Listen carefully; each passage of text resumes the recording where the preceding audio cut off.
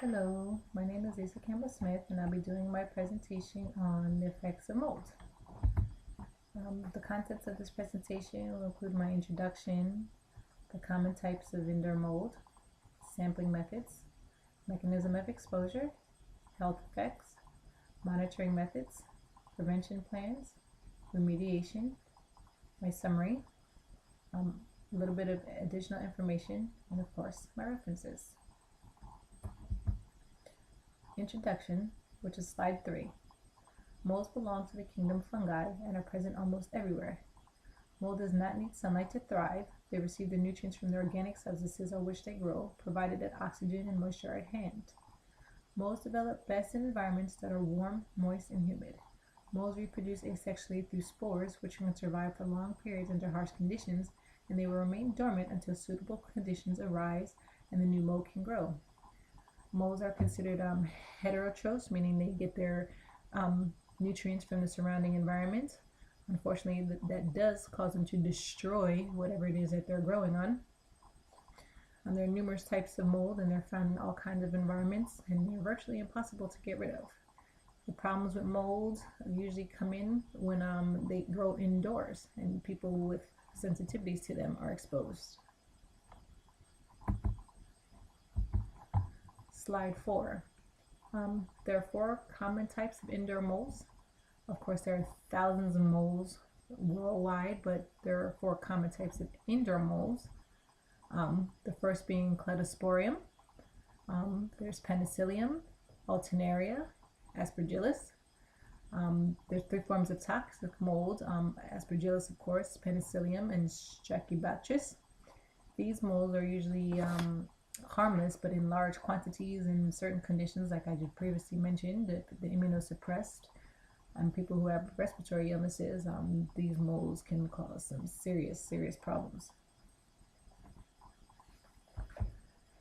Some sampling methods to detect mold. There is visual examination. I'm sure all of us have seen mold before. The green stuff growing, fuzzy sometimes, can be various colors: white, gray, fuzzy looking, cottony looking, woolly, and I'm sure the classic, the black mold that grows in your bathtub or your bathroom after taking a shower. Also, there's surface and bulk specimens where you would take a sample of a damp or stained piece of wood, wallboard, whatever it is you think may have been exposed to mold, where they will actually test it for mold. And of course, there's air sampling, where you use different equipment to trap the air, trap the spores and count them, or certain ones to that will actually grow the culture of mold.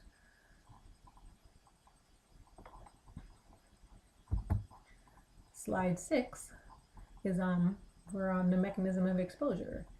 There's numerous ways people can get exposed to mold. There's outdoors, of course, along with everything else, pollen and stuff outdoors, unavoidable.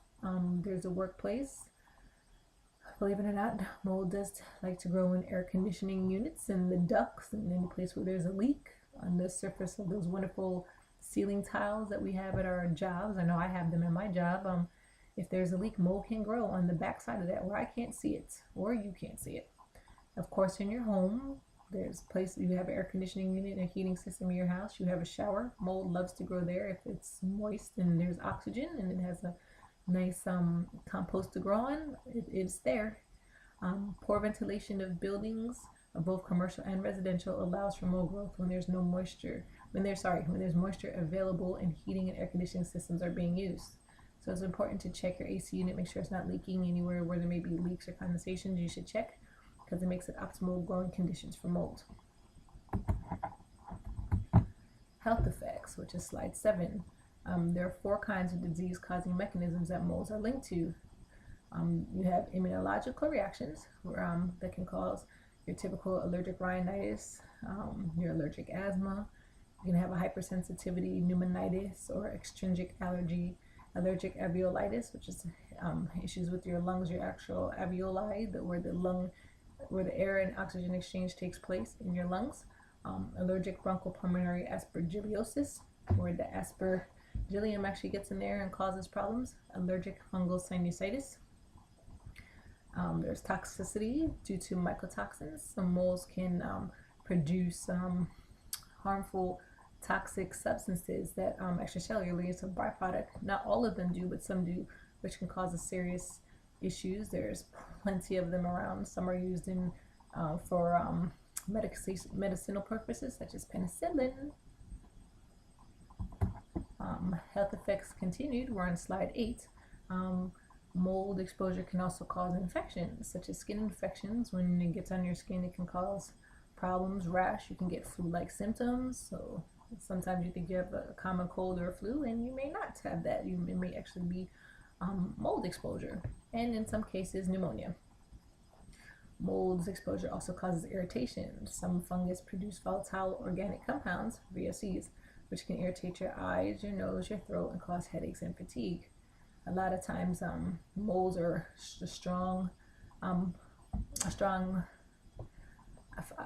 play a significant role in sick building syndrome. Slide 9, mechanism of health impact monitoring methods.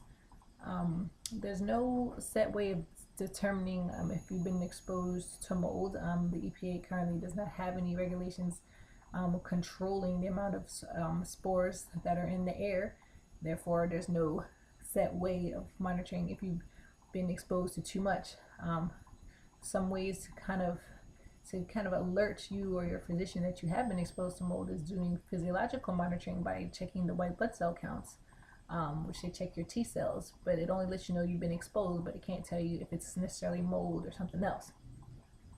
There's also spirometric tests known as spirometry, which check your lung function, and because a lot of times mold affect the lungs and cause breathing and respiratory problems.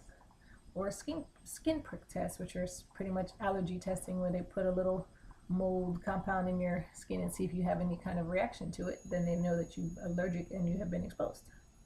There's also molecular monitoring. Molecular effects from mold can start in alveoli of the lung after a mold spore becomes lodged and it is attacked by macrophages.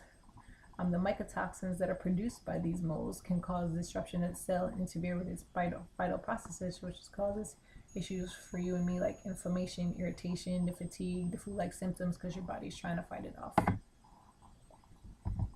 Slide 10, prevention plans. The best way to prevent mold, the best way to treat mold is to prevent it from growing in the first place. Moisture control. Mold cannot grow unless it has water or moisture. It doesn't need a puddle, it just needs some kind of moisture.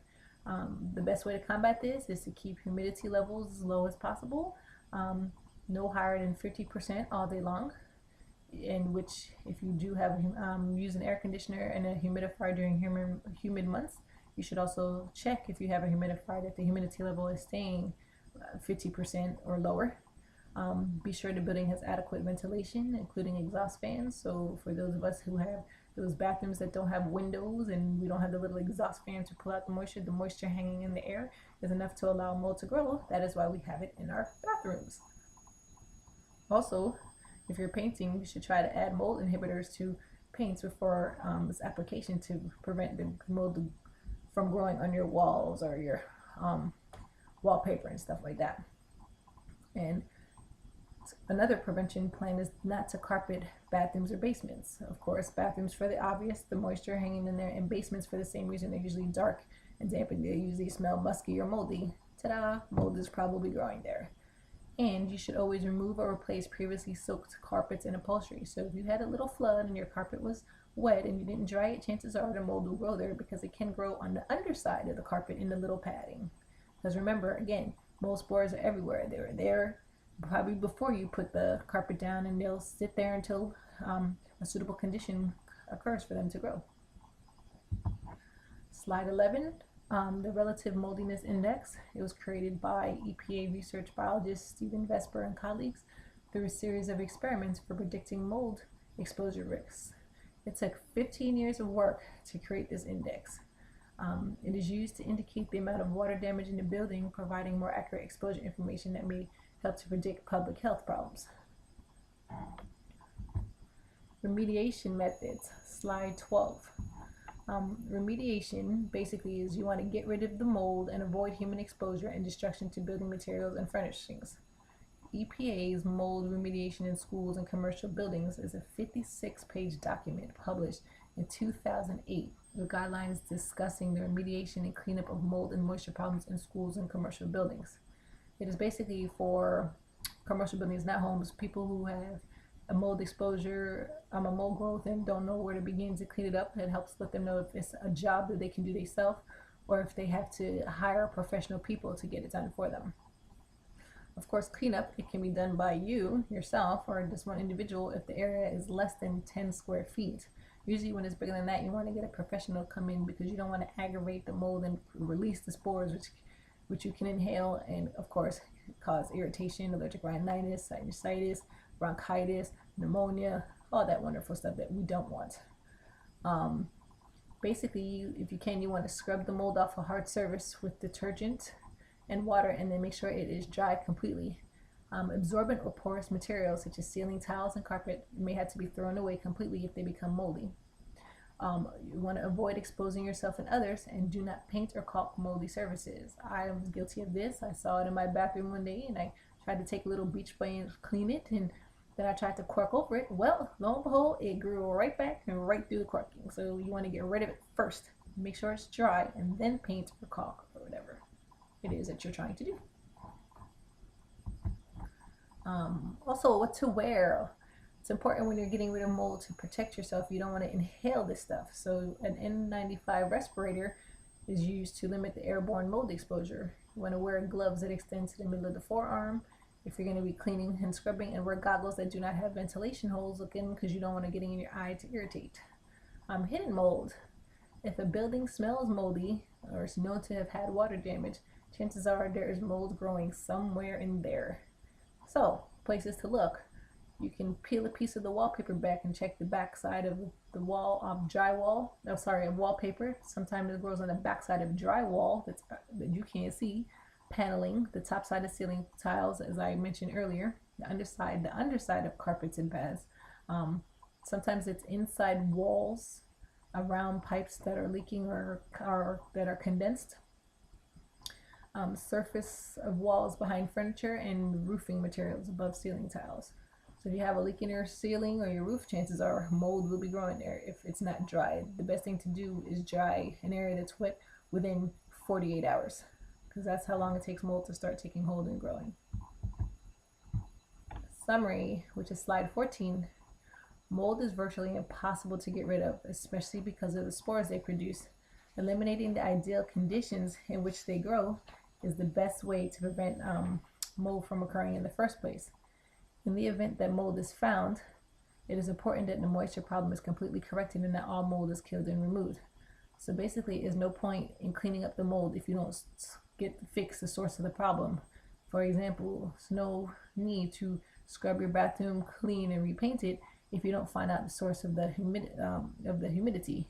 You have to get one of the exhaust fans, open the window, get a fan in there to dry it out because it's just going to keep coming back. It applies all the way around.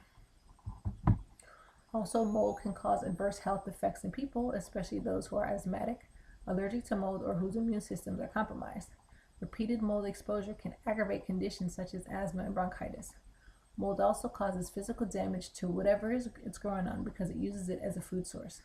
Remediation experts need to be called in to properly clean and replace structures damaged by mold and to minimize the spread and release of spores during cleanup. FYI, mold. It does not need sunlight to thrive, so yes, they can grow in the dark. They produce various enzymes that are capable of breaking down some of the strongest materials in the environment, such as chitin, cellulose, and lignin. Aspergillus, nasty little mold, can actually grow in human tissue, especially in people who have chronic lung disorders or damaged lungs. There have been cases where aspergillus has actually grown inside of people's lung tissue. Mold spores can be allergenic even when they're dead. So just because they're dead doesn't mean it won't affect you. It can. So just because you kill the mold, you still need to get rid of it. And there are no limits set by the EPA or any other governmental agency for the allowable levels of indoor mold concentrations. And more than $68 million is spent annually to alleviate problems caused by mold. Like I said before, the best way to fix a mold problem is to prevent it from occurring in the first place. So that's it. These are my references. Thank you for listening to my presentation. I hope you enjoyed it. Have a good evening. Bye.